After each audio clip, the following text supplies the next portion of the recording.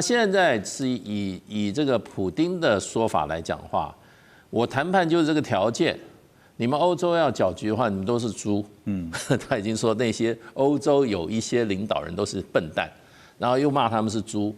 那可见对他们是很火大。欧盟的高峰会议啊，他先进行了，先把结果先告诉你，你们不要踏过那条线。那另外一方面就变成战后重建的话，其实川普是很重视的。那所以我觉得，就俄罗斯来讲的话，也画了一个原则，对，就领土跟安全保证，那是它是有底线的。对，你如果碰触到俄罗斯的底线的话，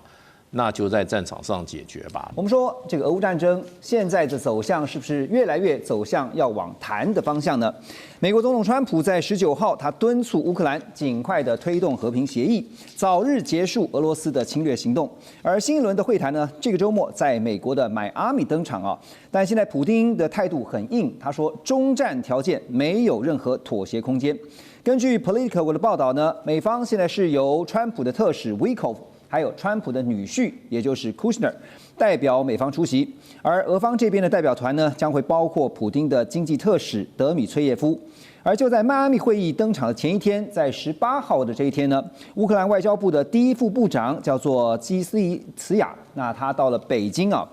与中方的官员会谈，这也是俄乌战争开打以来乌中两国官员的罕见接触。但是北京派出谁来见他呢？后来大家查了一下，也看了这个报道，是外交部的部长助理叫刘彬。刘彬就说呢，中方愿意同乌方继续落实好两国元首的重要共识，推动双边关系行稳致远。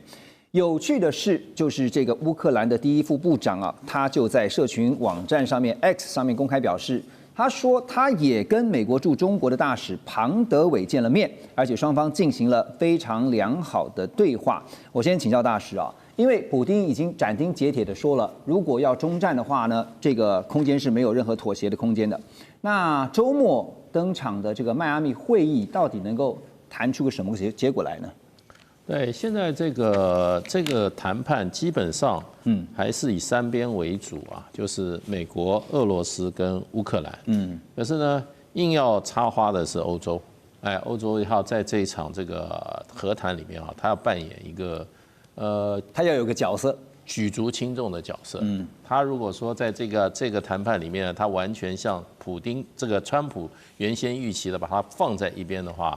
那欧洲的话。以后的话，真的很难立足啊，就永远都变 outsider。连他自己家门口的事都没有他的份的话，他还想在国际上有什么作为嘛？那另外一个就变成就是乌克兰呢，他现在很想拉中国大陆入局，这个所以他的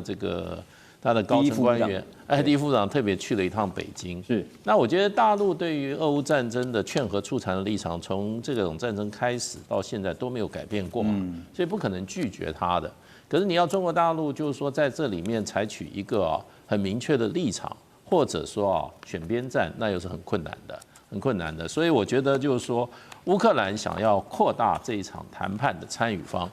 那可是呢，我想就川普的角度跟普丁的角度，他还是非常这个坚持的，这一场谈判对是美俄是主导，乌克兰是护从，他必须要接受。然后尽量呢，把欧洲还有其他的角色都把它淡化掉。也就是说，乌克兰必须要面对一个事实，就是非谈不可。但现在变成是说，川普感觉上啦是非常急，那正好也被普丁抓到了一个，你就是急，所以呢，我就慢慢的跟你谈。对，其实川普手上一直都有很多的筹码啊。那他最近又拿出一个新的筹码，我想就是说，就对于泽伦斯基来讲的话。他很难抗拒啊，很难再继续怎么讲呢？抵抗就是丑闻，就是说贪腐丑闻。这贪腐丑闻，美国已经要把这个泽伦斯基的身边的人啊都已经拿掉了，下一个就是他了，对，下一个就是他了。所以泽伦斯基也说是3个月就改选嘛，那到底是不是改选，现在还不是那么明朗，可是原则上已经大概都已经泽伦斯基看起来那个顽抗的那种意志啊，已经比较没有了。到现在看起来是欧盟啊设立一个新的议题，也就是要动用这个什么呢？动用这个他们现在冻结的俄罗斯的资产啊，作为将来援乌还有乌克兰重建的经费，这是一个新的一个发展，会不会成局？也在这个周末，他们要开这个欧盟要开高峰会了，他们要决定要怎么做。刚刚最新的一个发展是说不会轻易动用啊，普丁也说话了，说因为那个动用之后的影响实在太大了哈，所以好像感觉上其实就是讲。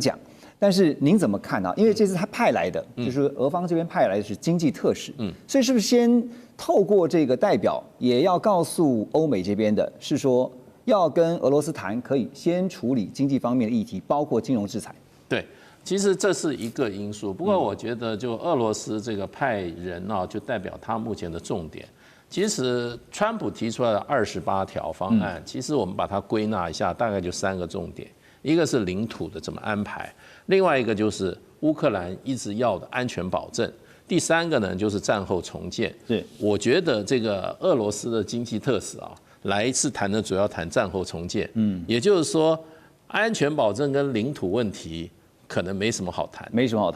好谈的。所以领土的问题的话，现在不知道如何啊。那就是说，因为这个俄罗斯要的是顿巴斯整个，那顿内茨克现在大概还有20%的土地还是在乌克兰的这个手上，可是普丁跟川普一样的立场，你要把那个20%的顿内茨克土地，你现在还战后也要交给俄罗斯，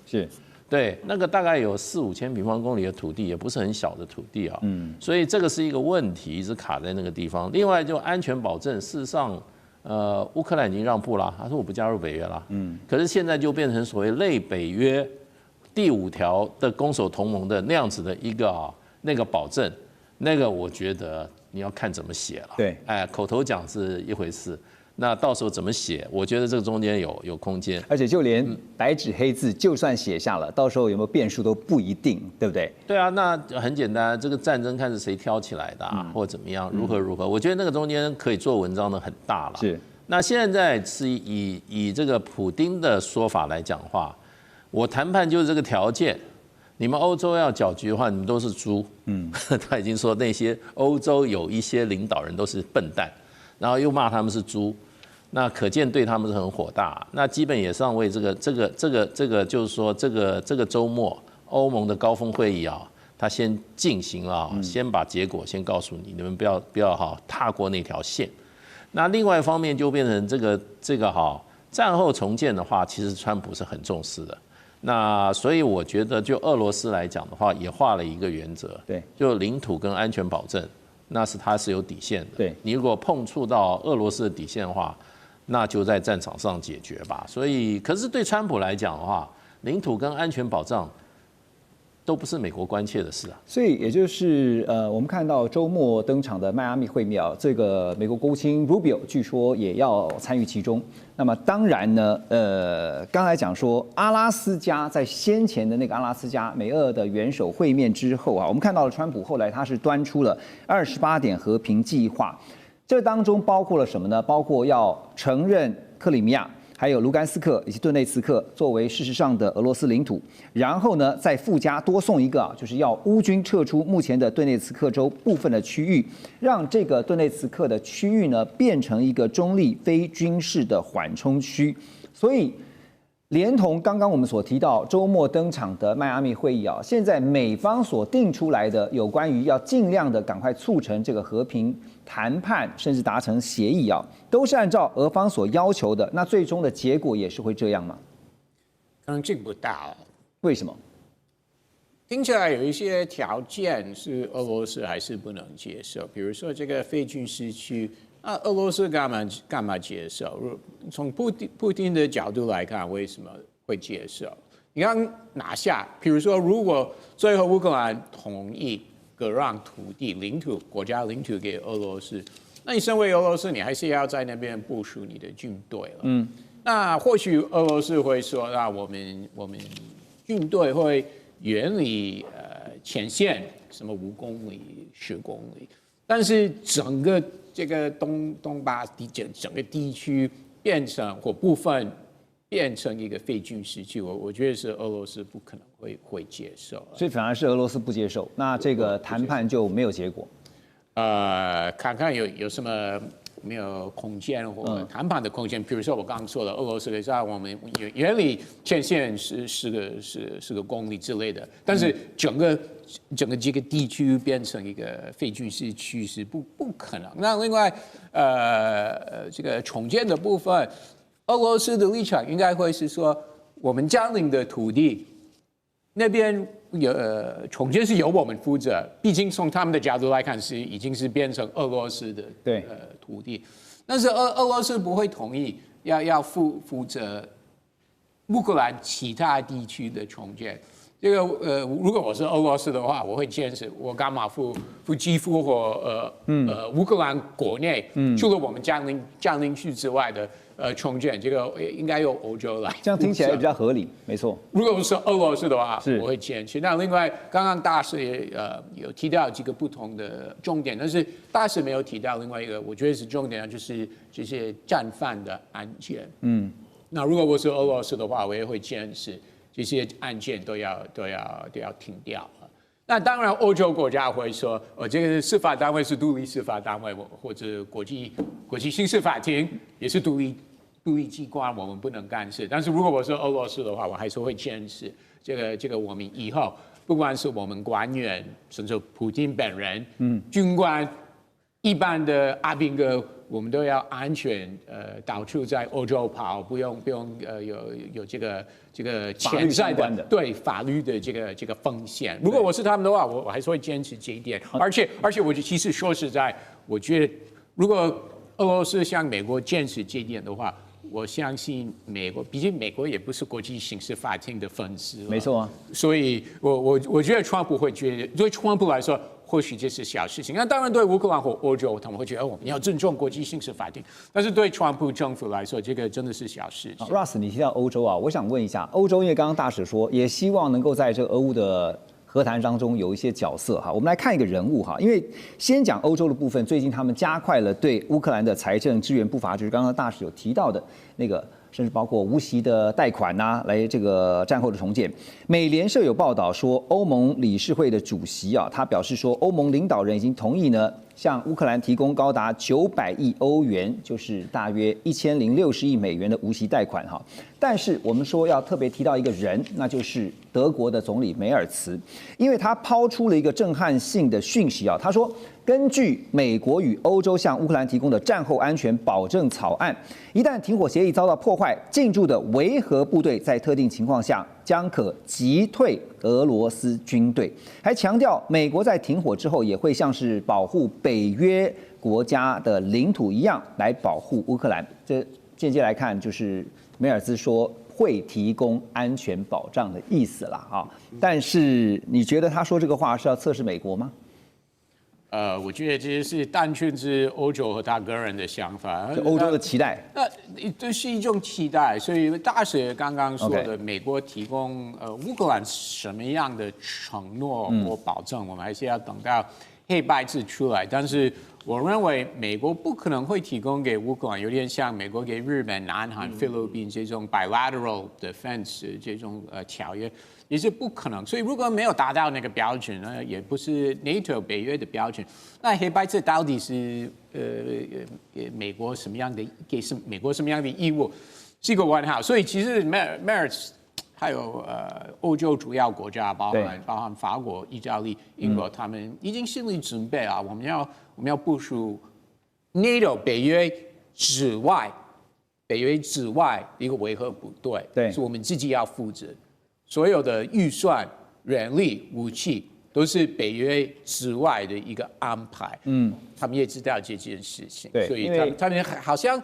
他们也知道我们以后如果我们欧洲国家提供乌克兰这个，其实是有点像一个保障。那我们不能依赖美国，是我们自己欧洲要负责。最近梅尔斯这样说呢，也是不是在呼应啊？因为外界有分析说，是不是在呼应说美国最近推出这个最新的国家安全战略嘛？哈，那其实我这个是无关。最重要的是，他是要跟国人，德国人说，我们以后这个会有这个负担，有这个风险，而且不是1-2年的事情。就是说德国会扛起责任。对，比如说最近也是德国也是讨论这个当兵的相关机制了。对，那以后国防预算都要提高等等，但是跟国人报告这件事情，心里都要准备。德国是很紧张啦，因为有德国议员甚至提出警告，他说呢，这个俄罗斯已经在白俄罗斯跟北约的边境地区部署了总共有36万名的士兵。随时准备对欧洲发动攻击，也呼吁欧洲国家团结起来，共同应对可能的危机啊。那白俄的这个总统卢卡申科他就说呢，俄罗斯已经把他们具备核武能力的最新型的这个中程弹道飞弹系统就是极音速的这个真果树部署到白俄罗斯的境内。而普丁最近也说呢，真果树飞弹将在这个月进入战备状态。所以大家一听到哇，紧张的不得了。乌克兰电战部队呢也宣称，那么守夜者飞弹最近利用这个利马干扰系统在2周内成功拦截了19枚匕首的极音速飞弹。好，我先问的是，真果树飞弹如果作为威慑，我们可以理解因为它到底会如何使用，这可能要再看后续。但是在战略上，它最主要是要希望达到什么样的效果呢？林老师？这边的话，我们要先了解到真果树飞弹，它是一种弹道飞弹。它是之前其实在这个美俄在这个中程弹道飞弹的条约相关的一个双方都不遵守，或者双方作废之后，双方开始积极去部署的中程弹道飞弹。那这里的话，我先很简单讲一下它的性能。它除了是极音速之外，跟过去比较不一样了，它是多弹头。所以变成它打上去之后，没错，你可能有这一个北约，你有爱国者系统可以去做拦截，但它打上去之后，它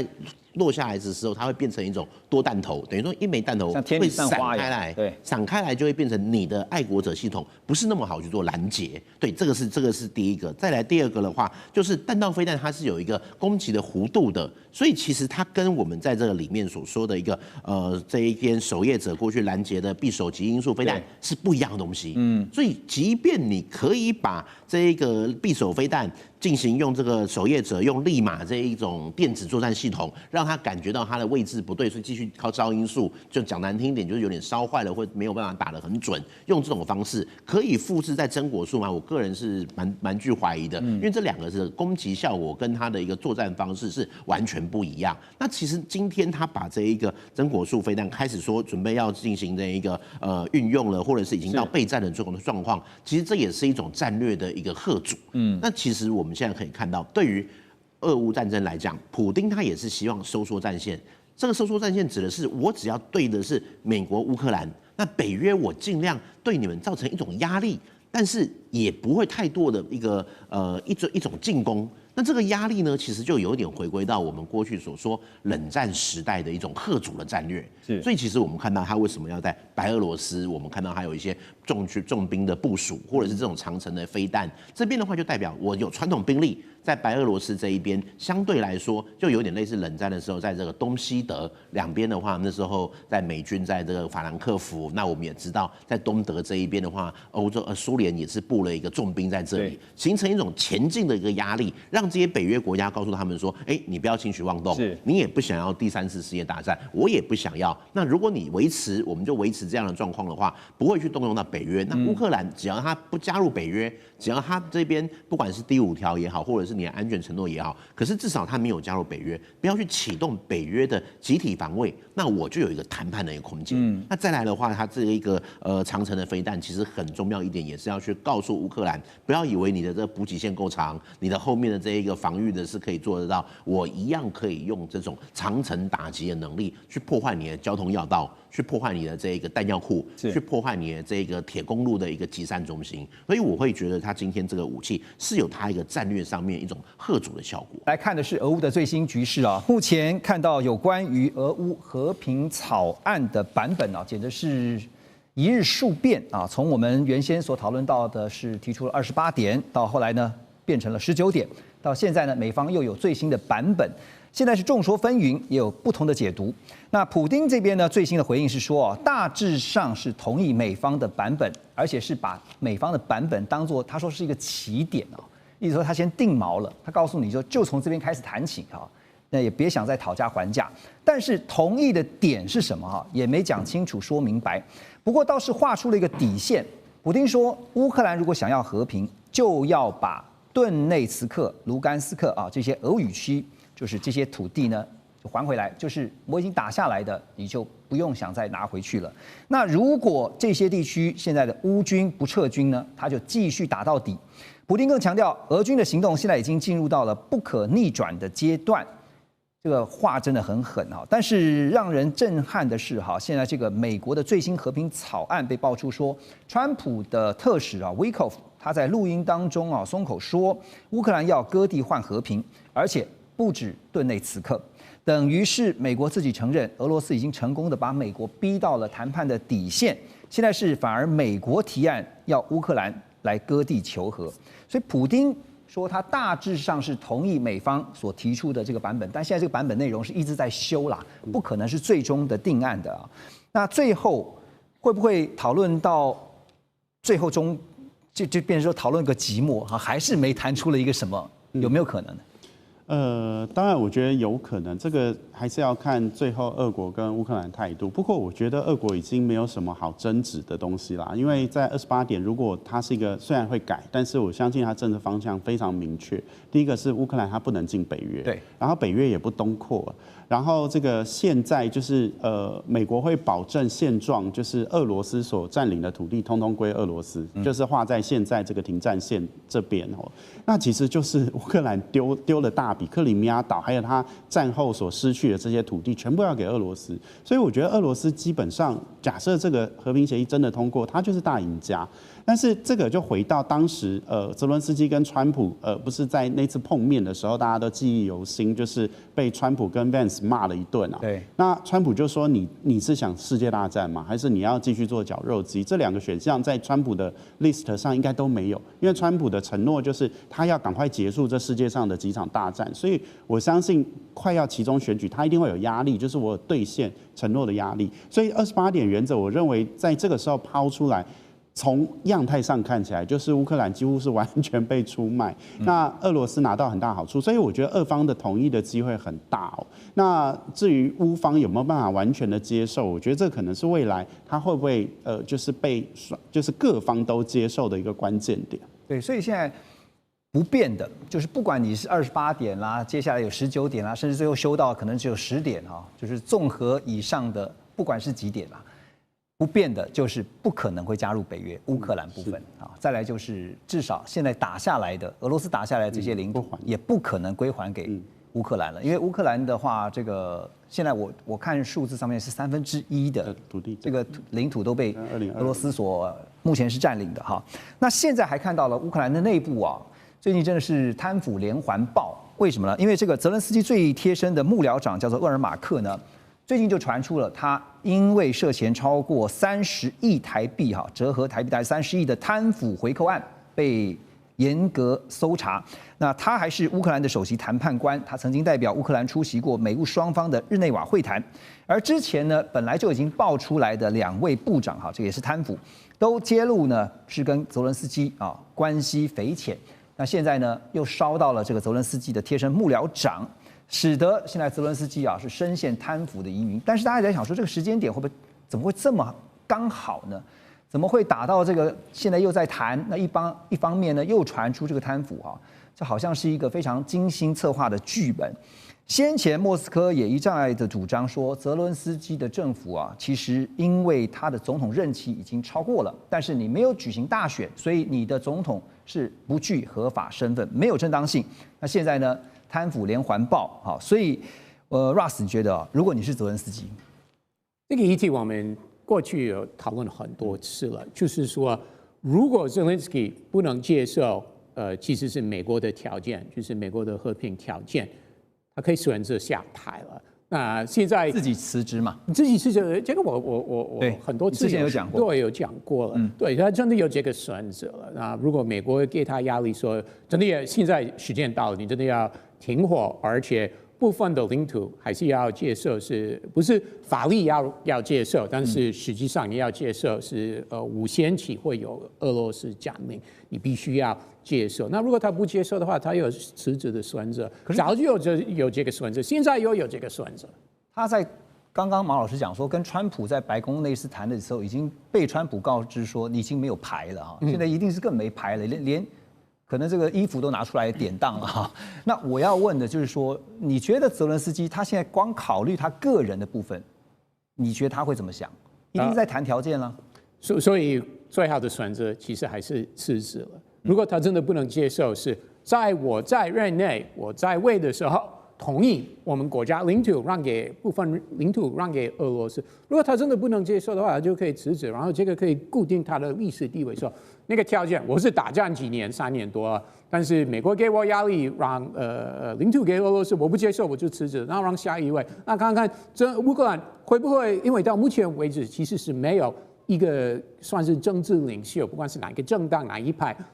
站出来说这个交换是我们乌克兰人该接受的。为了停火啊，部分我们国家领土，而且不只是俄军目前占领的领土，是更多对还没有占领的领土也要给俄罗斯。到目前为止，其实没有乌克兰政治人物说这个条件我们该接受了，但是后续会有。何老师觉得呢？因为我刚刚突然想到的是，泽伦斯基，如果我是泽伦斯基的话，我想说你要先保护我的人身安全啊，因为我怕我下台以后呢，我的性命会有危险。还有呢，我可能要寻求政治庇护，会有这样的一些讨论吗？当然，这样的一个结果对泽伦斯基来讲的话，他是这个就像您刚刚讲的哈，他输到脱裤子了哈。那如果这样在这样情况之下签订和平协定的话，我相信泽伦斯基对不对？他在乌克兰大概留不下来了哈。那所以就是说，他等于是被丢包了一样哈。那但是我们看这样一个结果哈，就是我们。这个来回顾，就是俄乌战争刚冲突的时候，对不对？那大家去制裁俄罗斯，然后去支持乌克兰，结果最后白忙一场。整个俄罗斯还是在这个俄乌问题上面，他要到本来川普他所设定的，那俄国就是重返黑海，对不对？那就是说，那这个对欧洲来讲的话，这当然是一个最坏的一个结果哈。那个就是让我们常常在讲哈，台湾有事就日本有事，对，日本有事就是美日同盟有事。从这个北约国家来讲的话，对不对？乌克兰有事就是欧洲有事，那欧洲有事，他们后面还有一句就是，你美国也是北约，你美国要承担这个责任，但是问题是现在美国也不想啦，美国要你欧洲防卫自主，所以你欧洲各国你也要提高你的防卫预算。可是欧洲过去已经好日子，欧盟已经好日子过太久了，他们在防卫上面过去过于依赖这个美国，他们现在有没有办法在那么短的一个，特别德国跟法国，他在这样的一种情况之下，他去扛起整个欧陆的这样的一个防卫自己的这样一个责任，我觉得这个当然是有问题。所以现在就是说，这个最倒霉的是乌克兰，但是最紧张的是欧盟。对，您提到最紧张的现在是欧洲啊，欧盟、北约啊，这个现在因为俄乌，我们感觉好像快要进入到尾声阶段了，但是呢，现在又开始出现了所谓的俄罗斯威胁论啊，那到处在传啊，比如说法国方面已经在警告说大家要准备失去孩子了啊，德国方面呢也重启征兵，东欧国家正式警告说俄罗斯要进犯欧洲，大家要小心了。可是普丁最近讲了一句话哈，彻底的就是打脸了大家哈，他说任何关于俄罗斯侵犯欧洲的说法都是荒谬的啊！因为我们常常在讨论一件事情，说俄罗斯如果真的要说要侵犯这个欧洲的话，它的动机到底是什么？因为我们常常讲说，要么就是看能力，要么就要看有动机啊，你的意愿是怎么样？那所以呢，欧洲各国整军备战的同时哈，可是各国的国内当然也有不同的声音，有的有反战的声音，反军费的声音。普丁现在还没有对欧洲怎么样，欧洲自己就已经有非常多分歧的意见。所以何老师，你觉得现在这些意见是先喊出来，有点像是我喊出来以后就见光死了哈，打预防针，打预防针的概念是这样的吗？当然，我觉得现在的俄罗斯哈，这个他会不会就是说乘胜追击？我认为这普丁如果普丁他是理性的，我认为他会停下来了，因为整个俄罗斯基本上他重返黑海之后，他在整个国际政治上面，他就取得了一个这样的一个位置，他可以重回海洋。那所以他不见得要去恢复这过去在冷战时期俄罗斯他所控制的那样的一个广大的这样的一个东欧。那而且他也可能做不到，就是说再去把斯拉夫民族再把它统一起来，这个太困难了啦。你可能就必须要这个，就是说这个就是说见好就收哈。那当然就是说，为什么法国跟德国会这样讲？我认为他们要增加国防预算啊，国防预算基本上你要师出有名啊，你不能讲说现在欧洲很安全啊，我德国很安全，我法国很安全，但是我的这个防卫支出，因为美国不要付钱的嘛。对不对？然后要增加很多的这个防卫预算。华盛顿邮报最新的报道说，美国的陆军部长德里斯科在11月20号向乌克兰总统泽连斯基呢提出了白宫特使维科夫还有俄罗斯的特使德米崔耶夫共同拟定的这28点和平协议。如果看国际新闻的都知道，这28点协议呢几乎就是照着俄罗斯的版本，好像在拟一样。美国总统川普在21号接受访问的时候表示，他说11月27号，也就是今年的感恩节这一天，看起来呢是要求乌克兰签署协议的适当期限。但是大家细看了这个协议的内容对乌克兰真的是极度的不利，包括美国承认克里米亚，还有以及合称顿巴斯地区的像卢甘斯克、顿内茨克把它认为是俄罗斯的实际控制领土。另外，乌克兰的军队规模将被限制在60万人以内，而且必须要修改宪法，承诺不得加入北约，北约也不得在乌克兰驻军。对于俄罗斯的制裁呢，则是会分阶段取消。怎么看，就是左边看、右边看、上面看、下面看，都觉得是对俄罗斯有利，而对乌克兰极度不利啊。所以这28点和平协议也像是大家就戏称是川普是不是彻底的出卖了乌克兰？大师觉得？基本上是联手跟俄罗斯一起联手，连卖了，把乌克兰彻底出卖，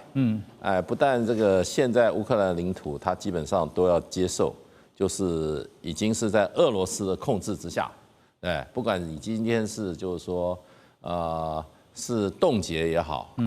这个还是说就是说承认，不是承认啦，就是说有这个现实，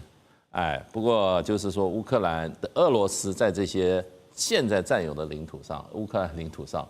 它的地位都不会受到挑战。对，而且乌克兰最初打这场战争，造成这场战争的最主要的原因第一个他们排斥，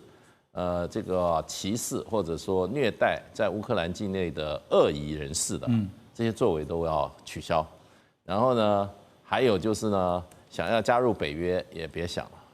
所以，然后呢，对俄罗斯来讲，这两个都是他打仗的目的。当然就是说都得到了，还外加一项就是说，战争开始3年9个月前开始的时候，这个西方国家对俄罗斯的各种经济制裁，包括扣的款，对，基本上都要逐步取消，钱也大部分要归还，所以就变成就是说，这个我都觉得这个提出来由川普提出来有点奇怪，应该就看都像是败战条约的感觉。对啊，应该是普丁提出来的。怎么会是川普？普丁有发声，普丁说呢，这只是谈判的起点这个已经比普丁能够提出来还更好了。那最好笑居然是川普提出来。那川普是哪一国人啊？我都觉得他是不是俄国人啊？所以你就要问我说他有什么把柄在普丁上，我怀疑他是伪装的俄国人。而且这次是美俄双方的这个相互协调之下出来这28点我在想问说，乌克兰的角色在哪里呢？乌克兰就是被瓜分的一块饼。然后呢，最好笑的是，这个整个在协议在谈的时候，欧洲所谓的现在这个首当其冲的欧洲，几乎没有角色。对，所以大使，您觉得接下来这个乌克兰能不能同意，恐怕不是他们能决定的。可是呢，欧洲几个主要国家，比如说德国啦、法国啦、英国啦，他们的态度呢？这些说穿也都是我们台语叫这个嫩卡诶啦，软脚虾。都是欧洲都是嫩卡诶。然后呢，乌克兰呢？现在泽伦斯基自身难保我今天就想说，为什么这个28条提出来前，突然泽伦斯基的贪腐案被提出来？这个贪腐又不是今天才贪腐的，战前就贪腐，战中也贪腐，对不对？现在人赃俱获，然后人也跑了，哇，涉嫌1亿美金对，那你泽伦斯基还有什么好说的？对，而且已经给他一个下台阶的，这个签了以后。3个月就让你下台，你就可以走了嘛？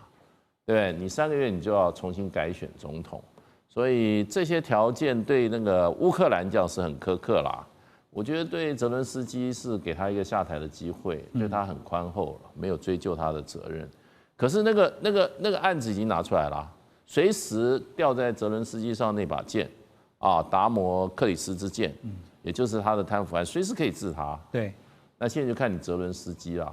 那欧洲目前为止都没反应，能卡 A 加 S 通通没反应。而且刚刚像大使讲说，泽伦斯基在这个28点协议提出之前呢，就是深陷到这个贪腐相关的一些案件跟争议，当然也使得呢，他会来自就欧洲。刚刚特别提到的几个主要国家的这种强大压力，那针对这28点和平协议啊，像是法国的，还有德国，还有呢英国啊，这3个国家呢，也跟乌克兰的总统泽连斯基在通话之后啊，他们也先发表了一份共同的声明，指出说他们是欢迎美方为终结战争所做的努力，但是也重申说这个任何牵涉到欧洲国家、欧盟、北约的协议，都必须经过欧洲伙伴的同意，或者是在盟友之间达成共识。另外，欧盟执委会主委范德莱恩也强调，任何替乌克兰做出的决定都不能少了乌克兰的参与。可是刚刚我们看到，就没有乌克兰的角色啊，对不对？好，波罗的海3国的外长呢，日前才联名投书啊，到《金融时报》，他们提出警告。他们说，大家要小心啊，因为俄罗斯绝对不会满足于暂时占领他国的领土。各界如果寄望于用土地来换取脆弱的停战，就是在重蹈历史的覆辙。但是我们都知道，其实从历史上面来看，本来就没有永远的和平这件事情啊。没错。所以聂老师怎么看这项协议真的能够，就算答应了，也不太能够保证是永久的和平啊？没错，东西没有永久的。你可以这个问了一个问题叫长久和平可以。我们都知道欧洲以前有多少的战士，光这个英国这个本岛英格兰 Scotland 打了多少战争，玫瑰战等等。北爱尔兰、南北也打了多少战争？光这个小地方打多少战争？这整个欧洲是到处打。可是现在的欧洲不太一样，它不是一个国家，它国不国、州不州的，很奇怪哈。它是欧盟，可是欧盟又不是全部的欧洲国家。我们先这样讲哈，就是，但我们要肯定一个东西，就是欧洲这个大陆啊，以前是一个战争大陆，真的到处打仗，可是现在是一个和平大陆。所以欧盟得过诺贝尔奖和平奖，在2012年，大家知道是欧盟这个区得和平奖，所以他们期待和平，因为他们现在是一个和平共处，甚至有所谓的申根签证，而开始走上了欧元区。当然，欧元区现在只有19个国家，当然大家都知道嘛，1999年开始只有11个国家，后来希腊变成12个国家，所以它那个星旗上是有12个黄色的星星，可是一下加到19个国家，但重点是哈。那个欧盟国家到有几个？28点和平协议，那刚好28国，可是现在是27，因为英国他情何以堪？那我最大为什么都德国带领，所以他退出了。好，不管怎么说，27以前的28个欧盟国在一起的组织的力量够大，但也不够大。对，他们的分合到现在，这个欧洲以前算是老虎，现在是欧洲猫。所以你说他敢讲多少话？所以刚刚说好像也不太有反应，但还是有一点反应，就是后来讲的这几句话嘛，就是说你不要自己，你来决定我们的事，来我们欧洲应该要经过我们欧洲伙伴的同意。第二个呢，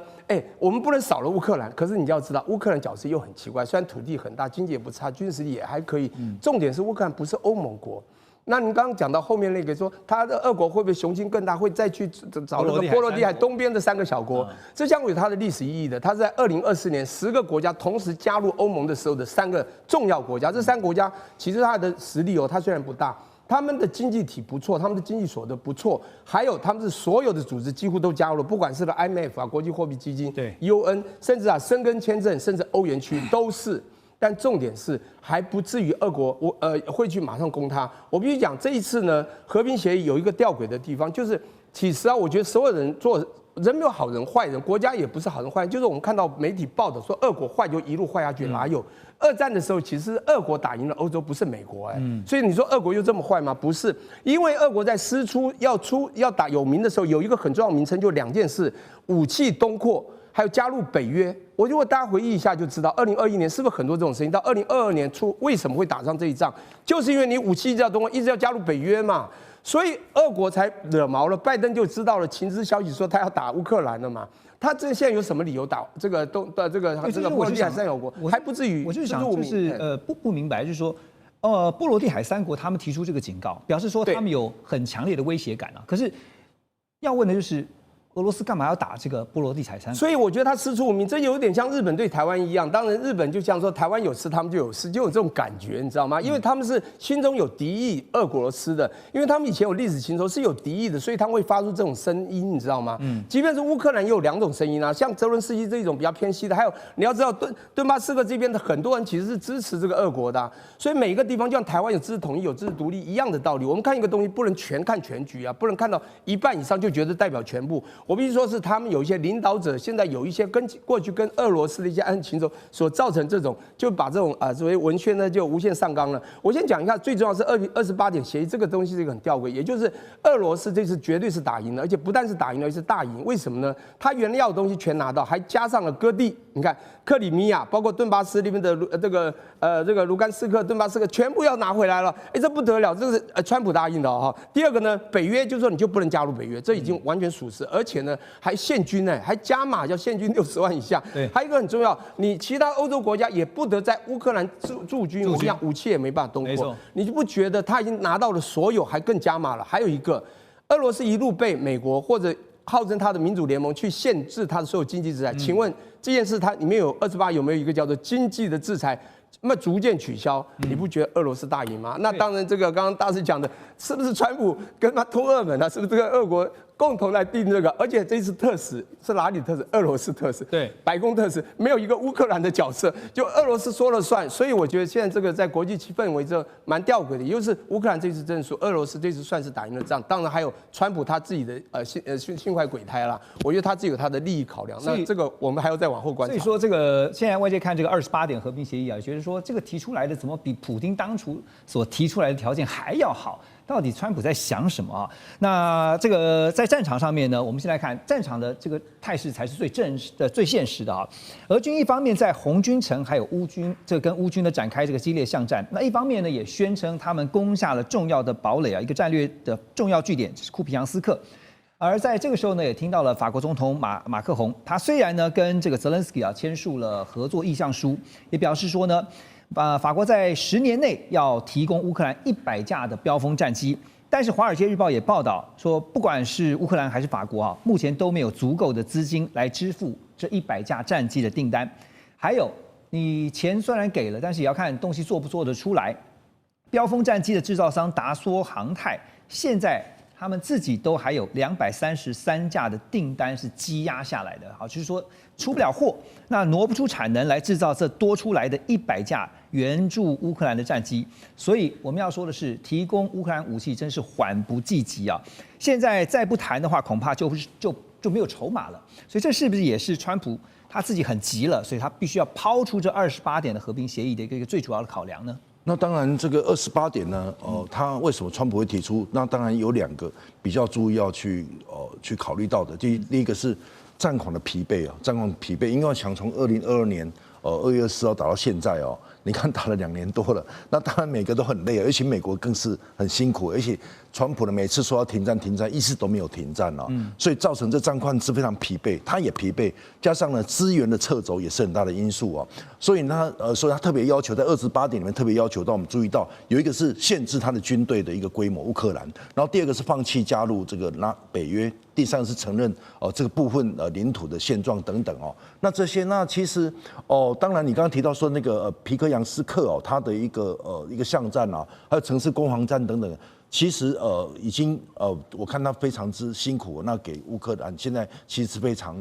战况是对非常之不利哦。那因此呢，我觉得这个是我想是一个压倒骆驼追根稻草，应该是一个出发点，所以川普才提出这一部分哦。那此外呢，你刚提到说这个法国的他要援助100架的标风战机哦，那我看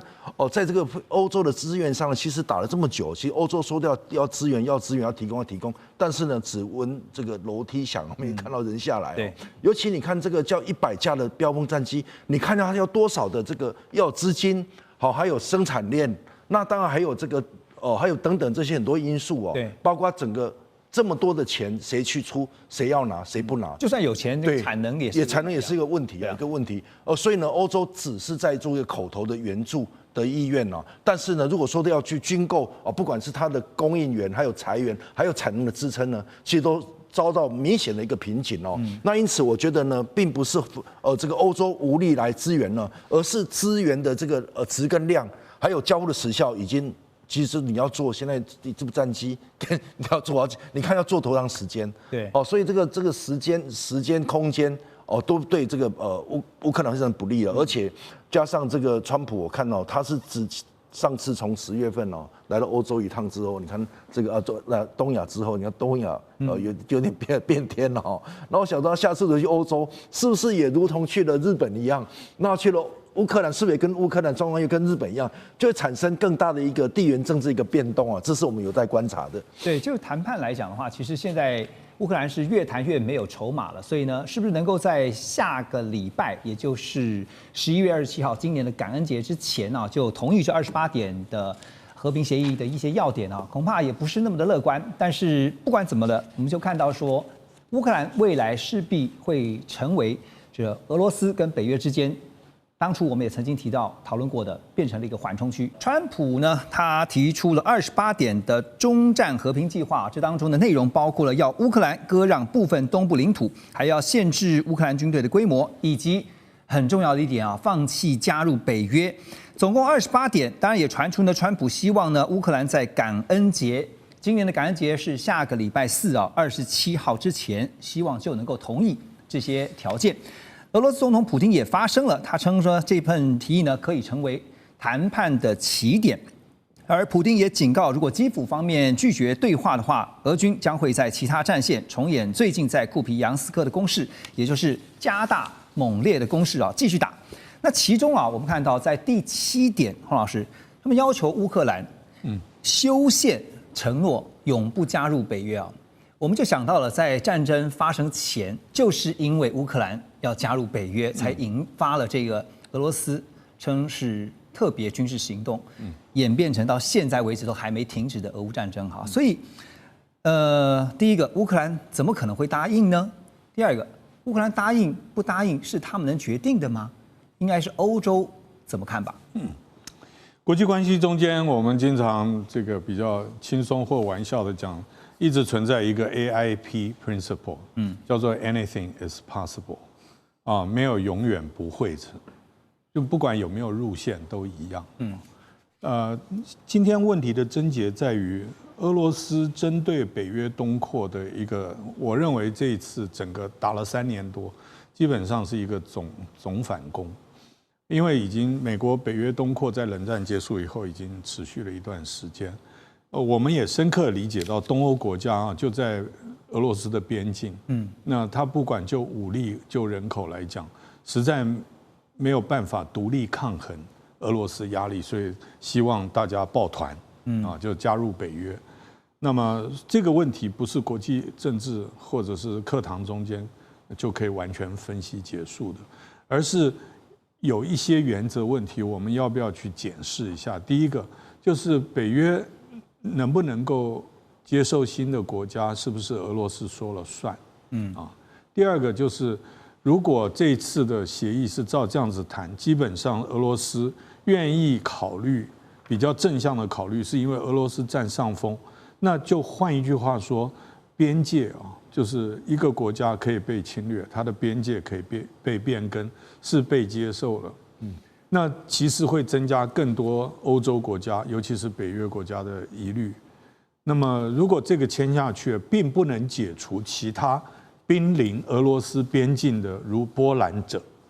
这一类的国家的任何安全感，不会有这个就算叫做和平协议好了，也不会增加安全感。所以明白来讲，这个所谓第7点。它不是乌克兰的 membership， 就是乌克兰能不能够成为北约国家之一的单一问题，而是整个北约的原则，整个战后的秩序，欧战的边境。另外一个就是俄罗斯对于未来欧洲安全的影响并没有降低。那么在这几个情况之下，我相信要欧盟或者是北约接受的情况之下。即使乌克兰同意，可能北约跟欧盟都会有很强烈的意见。对，所以北约跟欧盟的态度接下来会是如何？因为发现在当中，其实从文字里面你可以发现是普丁他其实说这是个起点，其实他在定锚，就是说这个只是基本条件。所以永不加入乌克兰，因为我们之前也曾经讨论过说，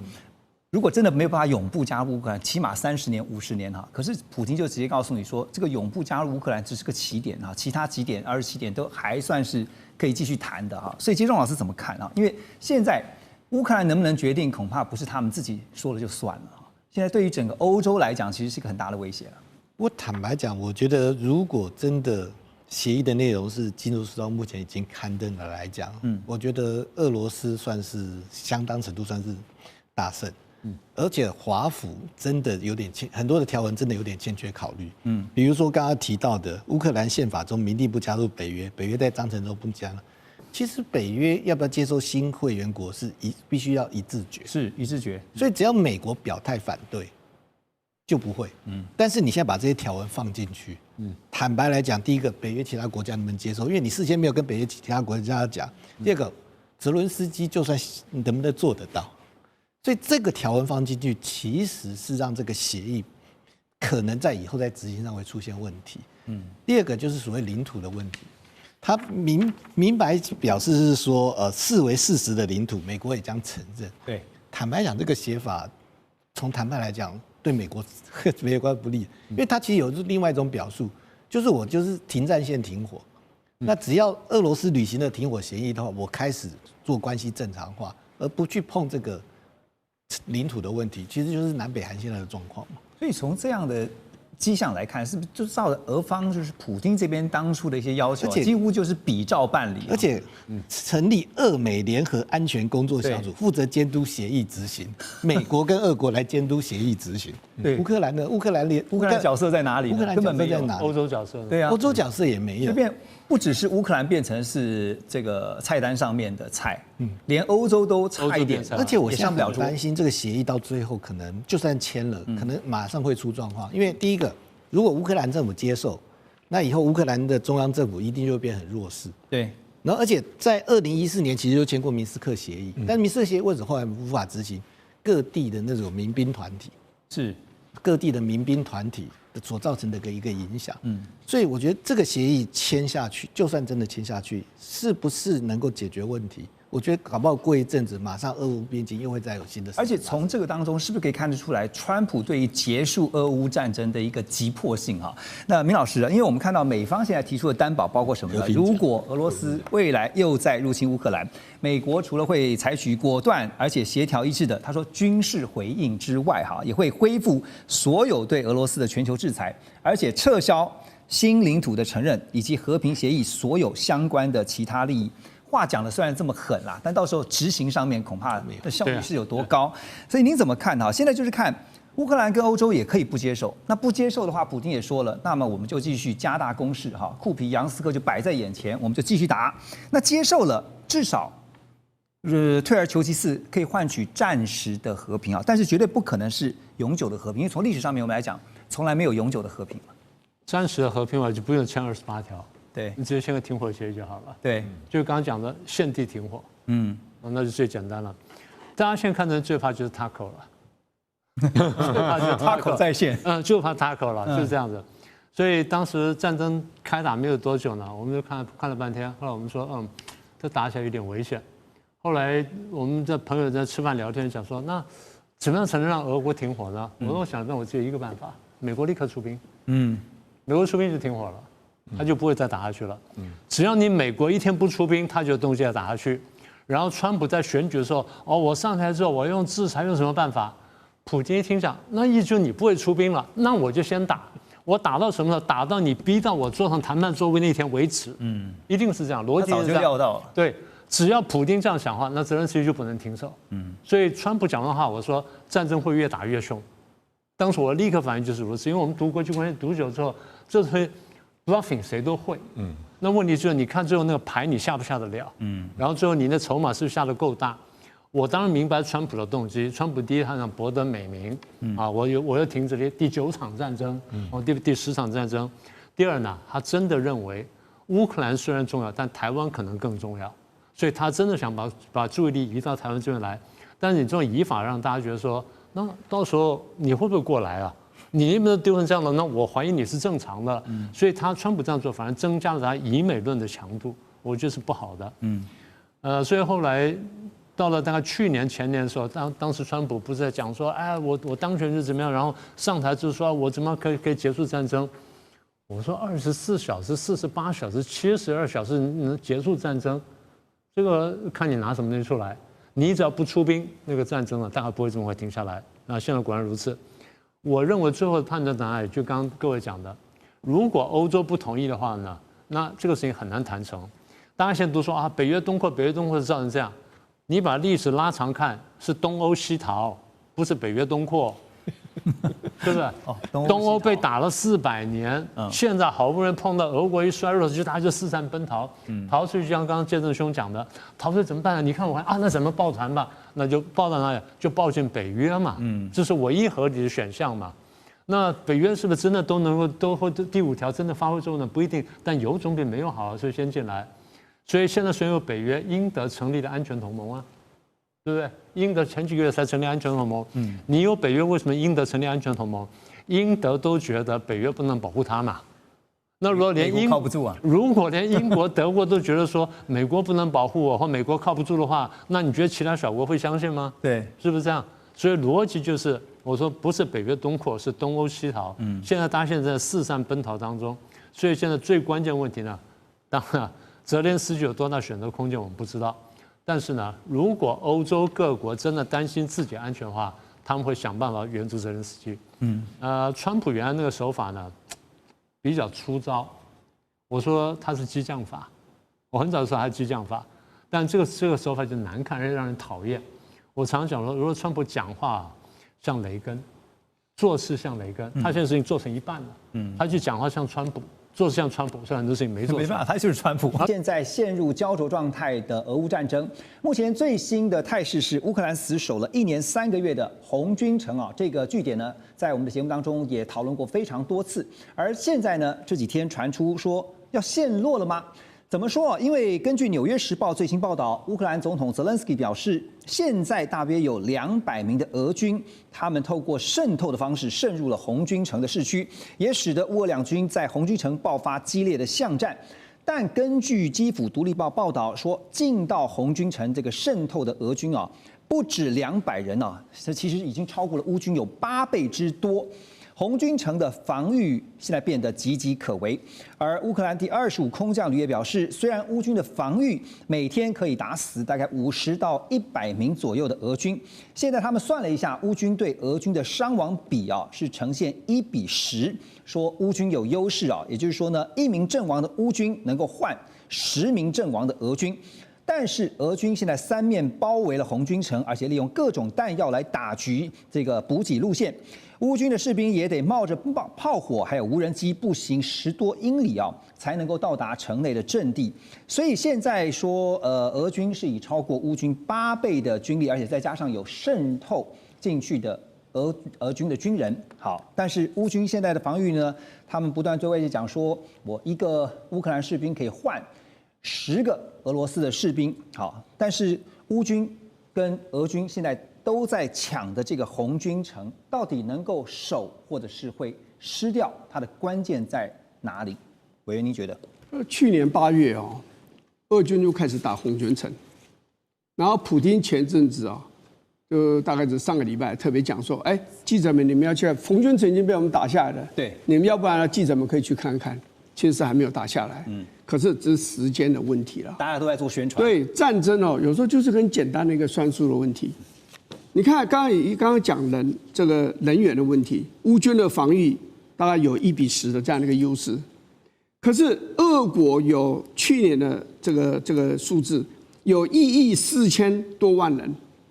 你现在这个乌克兰只有3700多万人，这个兵源就差了很多。第二个讲土地面积，所以这是算术问题。俄国有1710万平方公里。你乌克兰只有60万平方公里，何况你还有60万里面，你还要把1/4要拿出来，因为已经被俄军给占领了。是，所以你去看两边，就假设两边的火力一样旺盛的话，你俄军每一个平方公里可以承受的炮弹的那个压力的程度远低于乌克兰嘛，因为乌克兰小嘛。对。第三个问题就是工业化的问题，俄国的工业化的程度其实是比乌克兰还强，没有错。在苏联的时代，乌克兰是它的一个国防的重镇。你看很多的这个重要的军事的装备都在乌克兰生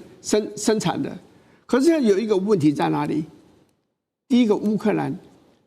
这个脱离了这个就独立了以后，很长的时间经济很糟糕，所有的工厂都是被破坏得很厉害的啦。有的东西农脉被卖掉了，然后这个最重要的是战争被俄国摧毁了很多国防的重要的一些的建设。对，第四个其实要讲一个问题，就是意志力。你看普丁这种意志力，打仗是真的是意志力很重要。美国打越战，你就要再打1年，他也撑得下去，因为他的总兵力几十万人在那里，怎么打不下去？问题是没有意志力打了嘛？詹森总统也没有意志力打，尼克森更想急着把它结束掉。好，阿富汗也是一样啊，阿富汗的敌人力量更小，可是为什么俄军打完10年就走，美国打完20年就走？为什么就意志力没有了？对。可是人家普丁打乌克兰是打得很辛苦了，就乌克兰士兵很勇敢啊，打得非常漂亮。问题是你总体资源就不如人家嘛，人口面积、工业化能力。然后这个武器，俄国自己可以生产，你乌克兰武器要靠人家生产，美国生产完要渡过大西洋，然后进了波兰，然后转送给你，其他欧洲国家送来了也是很辛苦。所以你乌克兰你不是一个自给自足的一个交战国，那你总体资源又不如俄国，那普丁想赢的那个心又这么坚决，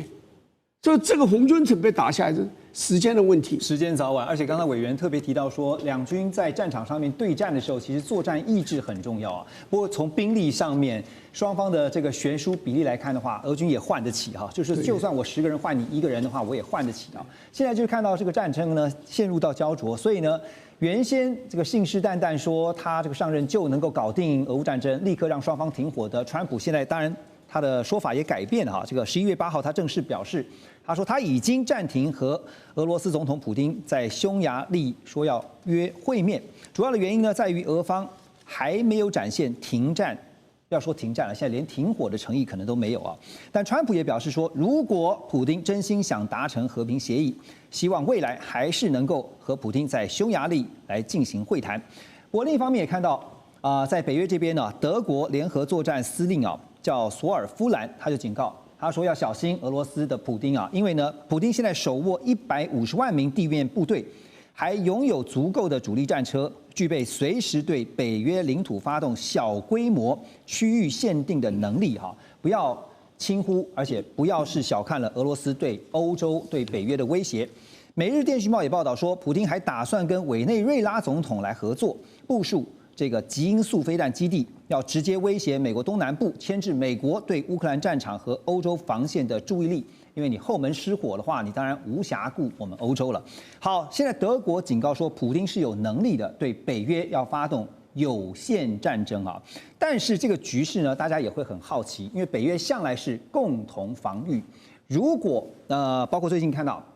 拉脱维亚甚至呢派出了无人机，因为他们非常的担心尤其波罗的海的3个国家，拉脱维亚其中之一他们就派出了无人机来负责防空。所以 Russ 因为我们讲到了北约共同防御，就算是发动有限战争，但是不也启动了北约的共同防御了吗？如果俄罗斯真的入侵北约国家的话，就动用条约。虽然很多人认为川普对这些条约，不管是北约、美国跟日本、南韩、菲律宾的防御条约，川普有质疑，就造成所谓的一美论了。但是川普这次回来执政，其实不管是他的言辞或他的动作，或战争部长 Hegseth 的动作，那明显到目前为止，美国还是很支持这些条约了。那虽然川普从早就呼吁美国的这些安全伙伴都要提升国防预算，但是这个也不等同川普不会履约了。所以今年已经有很多次北约秘书长去白宫跟川普见面。对，看起来他们都谈得很融洽，很合得来。他这个北约秘书长也没有公开批评说川普不支持北约等等了。所以目前从美国川普政府的动作来看，还是对这些条约是参与的意愿、支持等等，都是我觉得是相当正常。对，所以我要问的就是，因为我们常常在讲说，你要评估的是能力跟意图这两个因素啊。能力的部分，像德国这边警告说，有能力，就算进行一个小规模的有限战争，俄罗斯是有能力的。那意图呢，犯得着吗？我认为北约国家他们是看俄罗斯军事能力，觉得是非常对他们来说是非常危险嘛。对。但是他们真的认为俄罗斯即将会入侵吗？就是向北约国家动手？我觉得他们这些北约国家也知道可能性不大，但是还是要做好准备，还是要先提出警告。当然，因为他们要提升他们的国防投资啊，那也是需要不管是国会议员、一般民众、选民、媒体等等，都需要整个国家的支持，对不对？所以他们就最近就是从俄罗斯入侵乌克兰之后，不管是左派、右派政治人物，大部分的欧洲国家的政治人物都是有这个态度、这个想法。我们要提升国防预算，美国也很支持啊。但是美国也没有推出，比如说什么联合军事演习等等，不管是拜登或川普都有参与了。OK， 所以那你怎么看？刚刚也提到《每日电讯报》这个报道，就是在美国的后院，跟委内瑞拉合作，我觉得可能性不大。如果俄罗斯跟Venezuela 提升双边的国防方面的合作，比如说军事演习之类的，或有访问团等等，这个不意外。但是俄罗斯真的会部署飞弹在 Venezuela， 我觉得可能性不大。第一是预算的考量，第二这些飞弹他们需要在乌克兰战场使用，怎么会把这个重要的资源原理放在 Venezuela， 可能性真的是不大。而且还有呢，其实马杜罗政权是非常不稳定，那或许会讲得住。但是不排除会有政变的情况。那如果他真的被逼下台的话，那俄罗斯怎么办呢？我们飞弹在那边，所以我觉得可能性真的是不大的。所以你看到在这个竞争非常激烈的态势之下，现在尤其讲到地缘战略啊，这个尤其西方媒体常常会，不管是空穴来风，或者说他们觉得很紧张，都会先用一则报道来告诉大家有这样的可能。但是我觉得你讲到一个重点，虽然最近几个礼拜有什么样的新闻，比如说川普说那我目前不去匈牙利跟普丁见面，然后有这个俄罗斯会不会在 Venezuela 部署飞弹等等，各式各样的相关新闻。但是我觉得有一个重点是到目前为止是没有变，川普希望两方乌克兰跟俄罗斯是达成停火协定，而且川普看是什么样的条件之下可以停火，他的想法是完全是没有任何变化，就是说他认为乌克兰要接受将来部分的国家领土还是有俄罗斯占领了。是，那这个川普有这个态度，这个立场完全是没有变，所以他还是会不是向俄罗斯施压的对象还是乌克兰。对，你讲到有一个重点，最近大家有没有观察到？其实讲到了俄乌停火也好，或是未来的中战也好，其实在这一次的 APEC， 习近平跟川普两人也谈到了俄乌啊。那川普呢协调了这么多次，你可以发现说，他也可能意识到了美国单靠一己之力是没有办法让俄罗斯停下来，但需不需要中国大陆在旁边来实力一下？中国大陆国家主席习近平啊，在北京最近是会见了俄罗斯的总理啊，叫米舒斯金。目的呢是要升级中俄双方的合作。那俄罗斯的财长呢也表示说，俄中两国呢基本上已经脱离了西方货币进行贸易结算啊。目前99.1%的支付都是用卢币和人民币的兑换来完成的。2024年年度的这个俄中双边贸易额啊，更是达到了2450亿美元的历史峰值。日经中文网呢在11月7号也报道说，俄罗斯液化天然气呢正在用低于市场2到3成的价格卖出了中国大陆，而这个中国大陆呢，一方面扩大从俄罗斯进口液化天然气，同时呢对美国能源的进口现在已经降到0了，这代表说99.1%，这比例几乎就是100%了哈。所以陆老师怎么看卢币跟人民币互相的来进行兑换交易，代表说这个去美元化，我们之前也提到过的，是不是已经又更向前迈进了一大步？怎么看？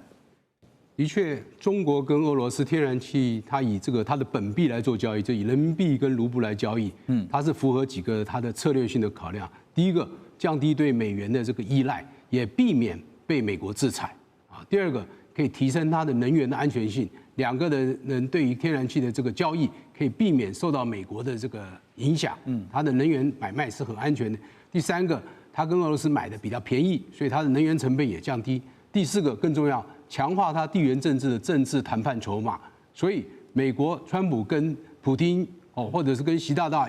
要求说，你是不是俄乌战争你那个使点力，让俄罗斯不要再攻击？那我相信习近平不会答应他这个，因为这是中国希望俄罗斯在俄乌战场牵制美国，那俄罗斯希望中国在东南亚市场牵制美国，所以双方有一个这个战略性的一个考量，互相牵制美国的一个这个作用。所以以这样来看的话，他们以这个非美元人民币跟卢布交易是一个非常正常的现象，可以避免被美国制裁，降低对美国的依赖，降低成本，还可以提升它能源安全性。我想符合他所有的策略。摆脱依赖是重点哈。那另一方面是看到在能源的这部分的分散风险也是另外一个重点啊。所以如果是去美元化这部分，可能短期也许看不太到，但是摆脱能源上面的依赖，看起来是做到了。没错，因为我相信他直接跟俄罗斯买能源的话，这是一个非常简单直接的，而且用这么便宜的价格，又可以用自己的本币来做交易，这是应该是最简单不过。尤其他让他的能源来源更多元化，要不然他跟美国买的话又贵，然后又要受制于美国，那对他来讲实在是划不来。了解。好，等一下回到寰宇全世界，我们就来关注的是福建舰的事情，马上回来。